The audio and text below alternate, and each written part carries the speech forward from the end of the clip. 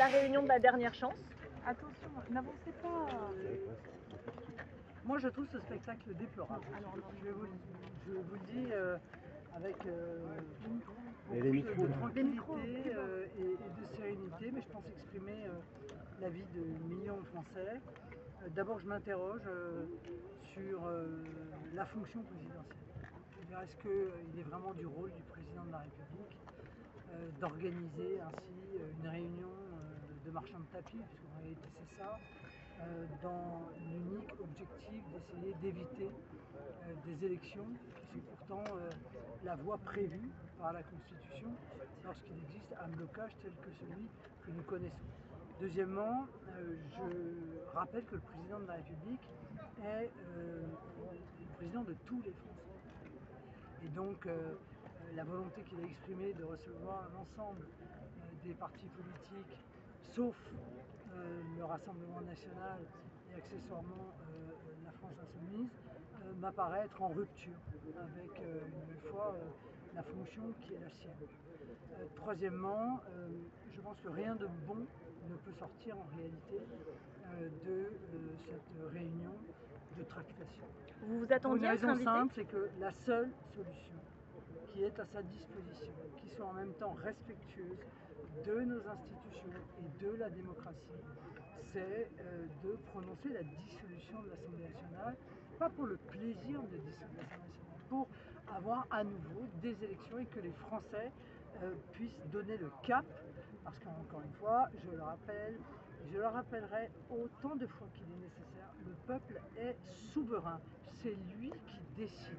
Et donc, il est des moments dans la vie politique où il faut lui demander son avis. Nous sommes à ce moment-là. Vous attendiez à être Mercredi, invité? vous avez vu en campagne, aujourd'hui ici au Mans et mercredi au salon de l'élevage. Pour quelle campagne? Pour des élections législatives comme vous y appelez ou pour carrément une présidentielle anticipée?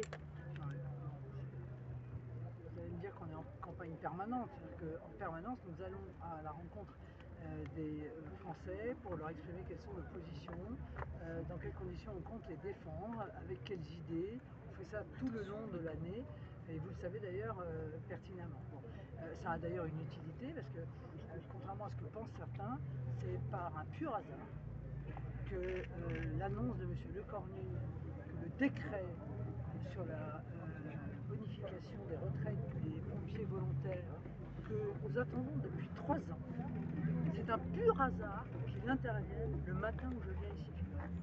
Non, je vous interdis de penser l'inverse. Vous attendez à une renomination? En refusant d'aller à Matignon mercredi, est-ce que vous ne vous êtes pas exclu du jeu vous-même? Non, je ne le crois pas, mais encore une fois, Matignon c'est Matignon, le président de la République, le Premier ministre et le chef de la majorité, ça ne vous a pas échappé. Parce qu'à un moment, moi je veux bien qu'on raconte et qu'on fasse n'importe quoi, mais nous avons des institutions. Alors il y a des partis politiques qui souhaitent qu'elles explosent. C'est la France Insoumise. La France Insoumise, elle combat la Ve République. Donc on ne va pas attendre de la France Insoumise qu'elle défende la Ve République. Mais nous défendons la Ve République. Et par conséquent, la Ve République fait du Premier ministre chef de la majorité, du Président de la République le président de tous les Français, celui qui est au-dessus des partis. Et donc ils n'ont pas la même fonction. Je pense d'ailleurs précisément parce qu'il n'y a pas eu dans les dernières années assez de politique, assez de direction donnée aux technocrates, aux sachants et aux experts. Bruno Retailleau était là ce matin avant vous, il a semblé faire ses adieux au ministère de l'Intérieur. Est-ce que vous criez victoire aujourd'hui? Pourquoi est-ce que je crierais victoire? Il s'en va, vous avez déploré son bilan tout au long de son mandat. Oui, ça a été très mauvais, enfin pardon, mais les résultats de M. Retailleau sont extrêmement mauvais. Voilà, bon, ben c'est bien, il sort du gouvernement, il va enfin être dans l'opposition, parce que pour l'instant il ne savait pas trop s'il était dans la majorité ou dans l'opposition. Il demandait un gouvernement de cohabitation, donc un gouvernement dirigé par l'opposition, tout en étant dans la majorité. Bon, il n'est pas le seul à être à une contradiction près. Mais voilà, oui, il n'a pas été bon. Voilà, dans les missions qui lui ont été confiées, il a été terriblement décevant et il n'y a qu'à voir les derniers chiffres de l'INSEE sur l'immigration pour s'en rendre compte. Et Jordan Bardella, est-ce qu'il est prêt pour la pousse? Le budget doit être présenté en Conseil des ministres lundi. Comment on fait? Le problème, c'est que si un budget est présenté lundi, ça veut dire qu'en réalité, le Premier ministre qui va être nommé n'a aucunement la main sur le budget. Donc c'est un Premier ministre fantôme. Et comment on fait pour adopter un budget? C'est une personne qui est là, mais qui en réalité n'a aucun pouvoir, puisque ce sera le budget qui aura été choisi, décidé et conçu par d'autres, même pas à mon avis par M. Le Cornu, mais par le Premier ministre précédent, c'est-à-dire par M. Bayrou. Bon. Donc s'il s'agit de jouer la montre, ils se précipiteront, présenter le budget, comme ça au bout de 70 jours, il y a zéro chance pour que l'ensemble du budget puisse être voté, et ils le passeront par ordonnance. Tout ça est encore une fois une manière de contourner la démocratie. Donc voilà des gens qui dépensent leur énergie toute la journée pour se poser une seule question: comment faire pour contourner la démocratie? Eh bien moi je ne suis pas d'accord avec cela, parce que je suis démocrate et parce que je considère qu'à chaque fois qu'on contourne la démocratie, eh bien on méprise les Français, on les contredit, on les contourne, on les invisibilise, on leur tord le bras dans le dos. Et il faut que ça s'arrête. Et comment concrètement on fait avec ce budget? Il y a un cadre légal qui est fait, ça veut dire l'adopter par loi spéciale, il y a un temps qui court.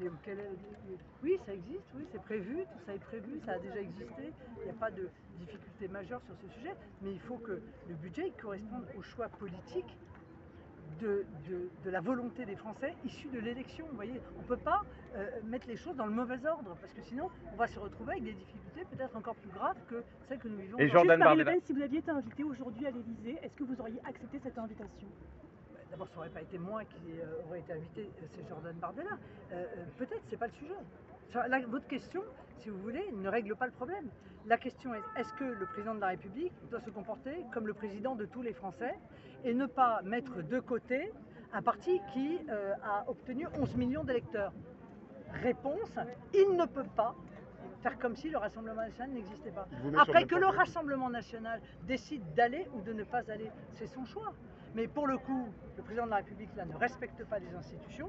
Le Rassemblement national, s'il souhaitait ne pas y aller, il les respecte. Et Jordan Bardella, est-ce qu'il peut être Premier ministre? Bien sûr, bien entendu qu'il peut être Premier ministre. Mais c'est aux Français de le décider. Voilà. Mais encore faut-il leur poser la question. Et pour l'instant, encore une fois, tous ces mouvements, de manière dramatique en réalité, se réunissent pour faire en sorte de s'accrocher à leur poste, de conserver leur mandat et d'empêcher tout. Ils sont prêts à tout, sauf à ce qu'il y ait de nouvelles élections. Ça en dit quand même long sur le niveau de la classe politique française. Merci.